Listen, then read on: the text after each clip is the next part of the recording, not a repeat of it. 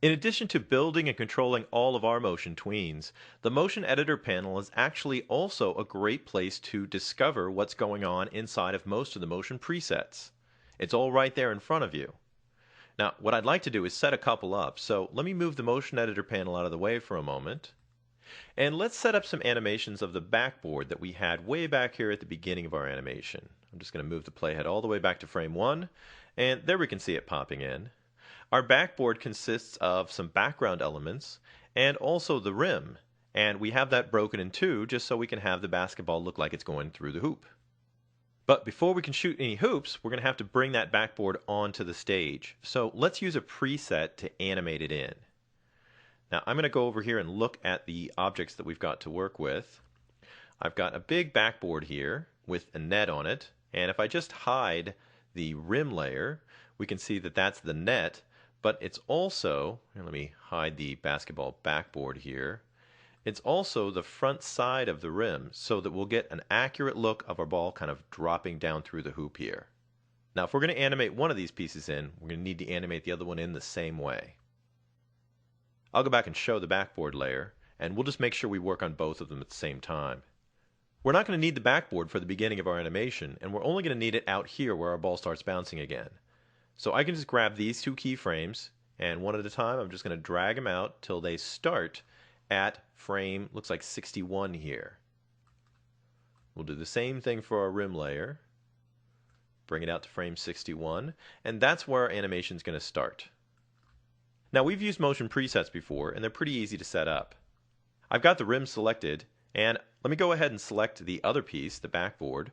Now, since they're not in adjacent layers, I can hold down the Control key or Command key on the Mac and click on the backboard keyframe. And there you see I've got both pieces selected and not the elements in between there. Now let's go over to our motion preset panel. I'm just going to use one of the default presets, and I'm looking for a fly in here. We've got a straight fly in right, and I don't really want anything blurring, so I'm going to use that one. Now we do get some information about the preset in the preview. When I click on it, the animation starts playing at the top, and it looks like we get a little fade and a little movement from right to left.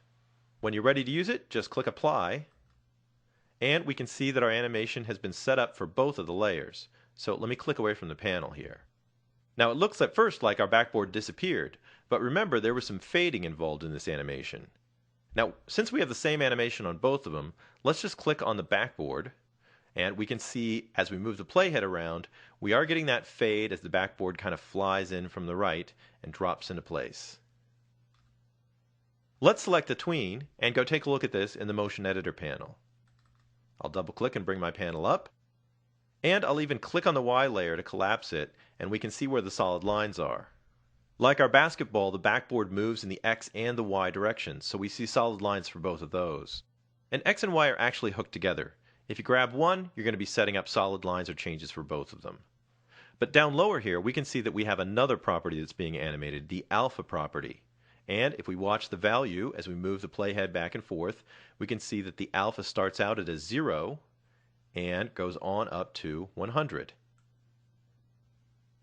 Now even though we only see two keyframes up here, we get a lot more information inside of this Motion Editor panel, and we can see exactly what the preset included and how it set up its animation.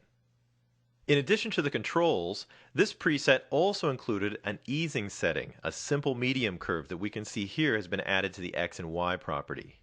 You'll find that a lot of the motion presets that are in the default folder do include some easings, and that's why they originally look so good when you set them up.